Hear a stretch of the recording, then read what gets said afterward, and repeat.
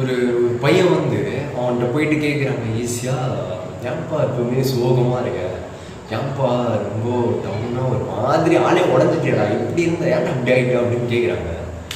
ஒரு பையன்கிட்ட நிறைய பிரச்சனைலாம் கொடுத்து, அவனுக்கு நிறைய கமிட்மெண்ட்லாம் கொடுத்து, அவனோட கனவை சிதைச்சு, அவனோட ஆசைகளை உடைச்சி, அதுக்கப்புறம் அவன் சரிடா நீ சந்தோஷமா இருறான் ஏன்டா அப்படி இருக்குன்னு கேட்டால் அது எவ்வளோ பெரிய கொடுமையான விஷயம்.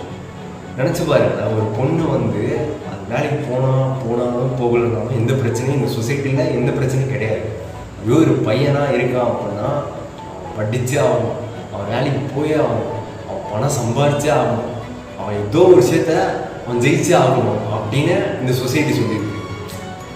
ஏன் வந்து ஒரு ப்ரெஷர் இந்த ஒரு பசங்கனாலே ஒரு ஆண்னாலே ஏதோ ஒரு ப்ரெஷர் கொடுத்துட்டே இருக்குல்ல. மேரேஜுக்கு முன்னாடி ஃபேமிலியை பார்க்கணும், மேரேஜ் ஆகிடுச்சுன்னா அந்த மேரேஜான லைஃபான அந்த ஃபேமிலியை பார்க்கணும்.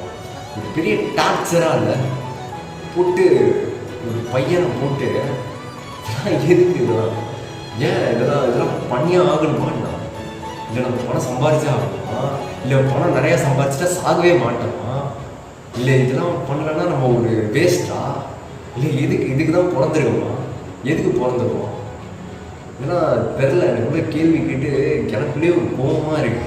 ஏன் இப்பெல்லாம் நடக்குது, ஏன் ஜெயிச்சே ஆகணும், ஏன் மேரேஜ் பண்ணியே ஆகணும், படிச்சே ஆகணும், ஜெயிச்சு ஒரு பெரிய ஒரு விஷயத்தை சாதிச்சே ஆகணும், ஏன் எதுவுமே இல்லாமல் அப்படியே அமைதியாக ஓகே என்னால் இப்படி தான் பணம் சம்பாதிக்க முடியும், அதுக்கேற்ற ஒரு வாழ்க்கையை வாழ்ந்துட்டு போயிடலாமே, ஏன் மற்றவனை பார்த்து பொறாமப்பட்டுக்கிட்டு அவனை பார்த்து ஏங்கிக்கிட்டு இதெல்லாம் தேவையா?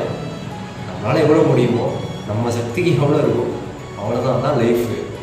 நம்ம இன்னொருத்தர மாதிரி வரணும்னு ஆசைப்பட்டு நடு தெருவில் போய் கிழிஞ்சு நாரி போய் அதெல்லாம் தேவையா? நம்மளால் என்ன முடியுமோ நமக்கு என்ன வருமோ அதை செஞ்சுட்டு காலத்தை ஓட்டிட்டு போயிட்டே இருக்க வேண்டியதுதான். எது கிடைக்குதோ எடுத்துக்க வேண்டியதான், எது கிடைக்கலையோ அதையும் ஏற்றுக்க வேண்டியதுதான். அவ்வளோதான் லைஃபு.